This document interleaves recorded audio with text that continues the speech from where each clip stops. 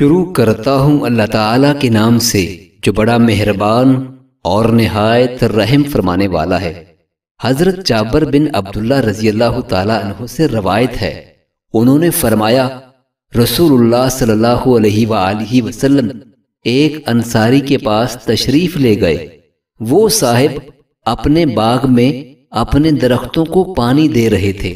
رسول اللہ صلی اللہ علیہ وآلہ وسلم نے ان سے فرمایا اگر تمہارے پاس رات کا مشکیزے میں پڑا ہوا پانی ہے تو ہمیں پلا دو، ورنہ ہم بہتے پانی سے منہ لگا کر پی لیں گے۔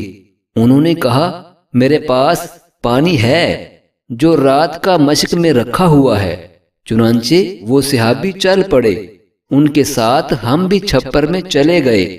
انہوں نے رات کو مشکیزے میں رکھے ہوئے پانی میں ایک بکری کا دودھ دھو کر ملا دیا تو رسول اللہ صلی اللہ علیہ وآلہ وسلم نے پیا۔ پھر اس انصاری صحابی نے نبی صلی اللہ علیہ وآلہ وسلم کے ساتھ آنے والے کو بھی اسی طرح دودھ والا پانی پیش کیا۔ حضرت ابو قتادہ رضی اللہ تعالیٰ عنہ سے روایت ہے کہ رسول اللہ صلی اللہ علیہ وآلہ وسلم نے فرمایا لوگوں کو پانی پلانے والا آخر میں پیا کرتا ہے۔ حضرت عبداللہ بن عباس رضی اللہ تعالیٰ عنہ سے روایت ہے، انہوں نے فرمایا رسول اللہ صلی اللہ علیہ وآلہ وسلم نے برتن میں سانس لینے سے منع فرمایا ہے۔ ایک دوسری روایت میں ہے کہ آپ نے پانی میں پھونک مارنے سے بھی منع فرمایا ہے۔